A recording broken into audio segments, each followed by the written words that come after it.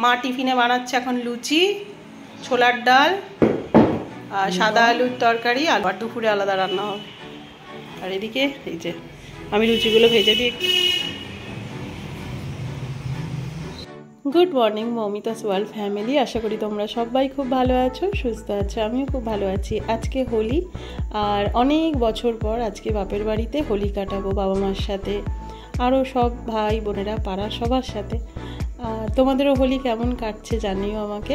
আর খুব সাবধানে সবাই রং খেলো, বাইরের কুকুরের গায়ে দিয়ে কিন্তু দিও না। আমি আগের ব্লগেই বলেছি ওদের কিন্তু খুব কষ্ট হয়, ওরা তো মুখে বলতে পারে না, কোনো প্রাণীকেই দিও না। তো নিজেরাও সাবধানে খেলো। আর আজকের আমার ব্লগে বাপের বাড়িতে কীরকম হোলি হয় না হয় তোমাদের সাথে শেয়ার করছি, দেখে জানিও তোমাদের কেমন লাগলো। আর মা ছোলার ডালটা দারুণ করে, সেই জন্য সবার জন্য সাদা আলুর তরকারি, লুচি আর ছোলার ডাল হয়েছে। টিফিন খাওয়া দাওয়া করে ছেলে মেয়েগুলো বাইরে বেরিয়েছে রং মাখতে। আর এই দেখো সব কটা একসাথে বেরিয়ে হোলি খেলা শুরু করে দিয়েছে।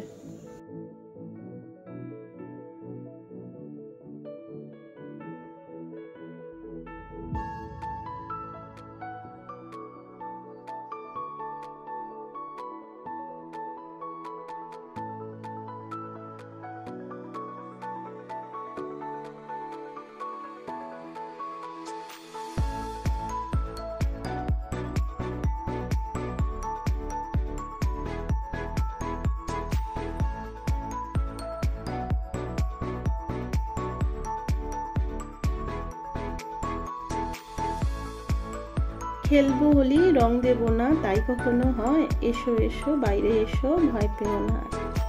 গানটার কথা মনে পড়ে গেল। এই যে বাইরে বেরিয়েছি আমি একটু ভিডিও করার জন্য, আর বৌদিরা সব এসে আমাকেও আবির মাখিয়ে দিল। আর ওদিকে বাচ্চাগুলো তো দারুণ এনজয় করছে।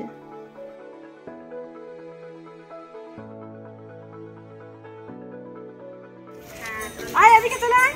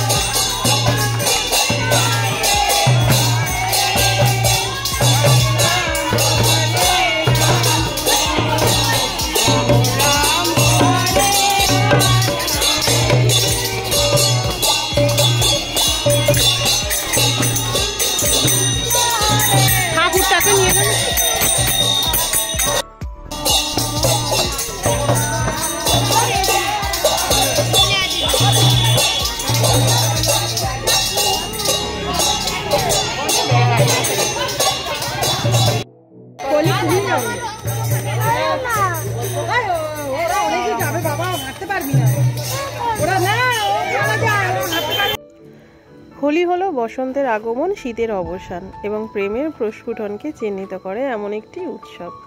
রঙের উৎসবও বলা যেতে পারে হোলিকে। হিন্দু বর্ষপঞ্জির ফাল্গুন মাসে হোলি পড়ে। হোলি পূর্ণিমা তিথিতে হয় আর সাধারণত মার্চ মাসের মাঝামাঝি সময় আসে। হোলি উৎসব জাতি ধর্ম নির্বিশেষে সবাই এক হয়ে একে অপরকে রং মাখায় ভালোবাসা ও সম্প্রীতির বার্তা এনে দেয়। হোলির বর্ণনা তো অনেক প্রাচীন গ্রন্থেতেও পাওয়া যায়। আর হোলির দিনে মানুষ একে অপরকে রং মাখায়।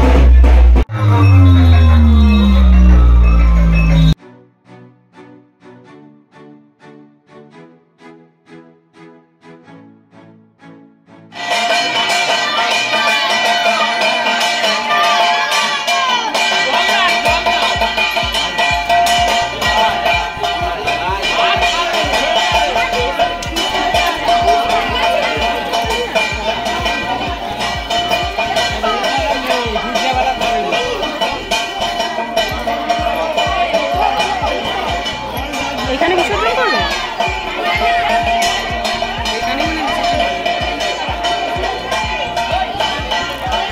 আর এইদিকে হনুমান দুটো অনেকক্ষণ রং খেলার পর খিদে পেয়ে গেছে, আর এই যে ওর বাবা ঘরের ভিতর থেকে ওদেরকে ফল দিচ্ছে। আর এই দেখো দুজনে মিলে কিভাবে ফল খাচ্ছে।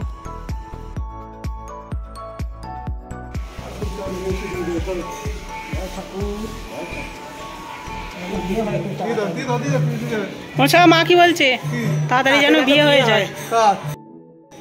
মাথায় দিবি তো?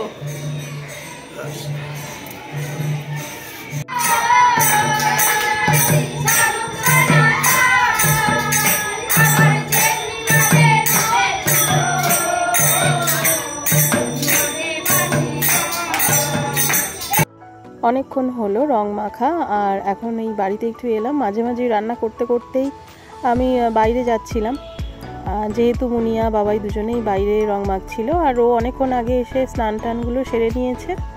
আর এবারে আমি যাব একটু পরিষ্কার হয়ে, তারপর ঠাকুরের পায়ে দেবো আবির।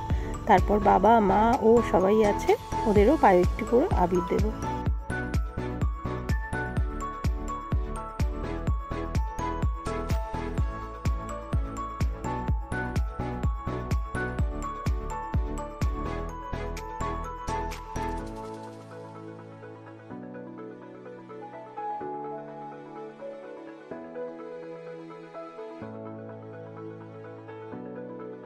এদিকে আমি ভাবলাম স্নান টান করে ওদের পায়ে, মা বাবা ওকে পায়ে আবির দেবো, ওকে আবির দেবো। আর এই যে তার মধ্যেই ও কত ধৈর্যের সঙ্গে দেখো কত রকম আবির দিয়ে আমাকে মুখে লাগিয়ে দিচ্ছে। তারপর মুনিয়া বাবাই আমি সবাই স্নান টান করে মা বাবা কে পায়ে আবির দিলাম।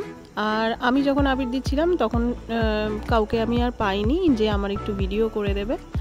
আর এক হাতে ওইভাবে শ্রদ্ধা ভক্তি জানাতে আমার একটু অসুবিধা হয়, তাই আমারটা ক্যাপচার করতে পারলাম না। আমি সবারটা ক্যাপচার করে তোমাদের সাথে শেয়ার করলাম।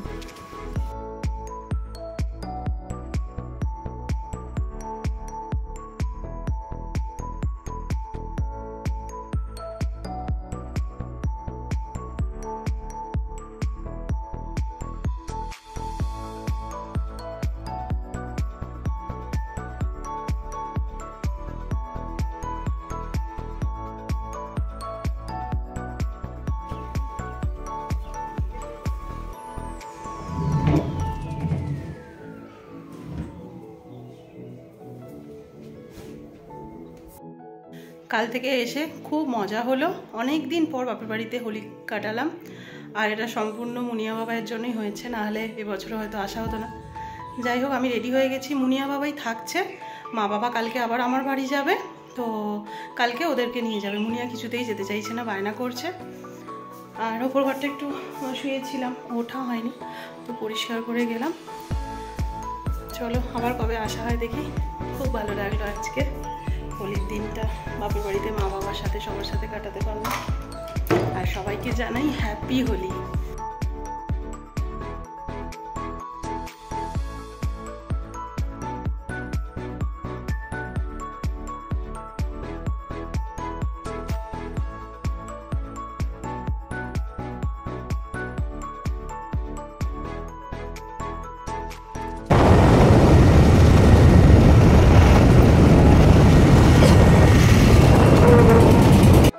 আমি চলে এলাম দোল পূর্ণিমাতে। আমার তো গোপাল আছে, আমি গোপালকে নিয়ে বাড়ির বাইরে কোনো দিনই যাইনি। তো আমার ছেলে যতদিনের গোপালও ততদিনের, মানে আমি বিয়ের পর থেকেই গোপালকে নিয়ে এসেছিলাম। তারপর গোপাল পুজো করেই আমার ছেলে হয়েছে আর কি।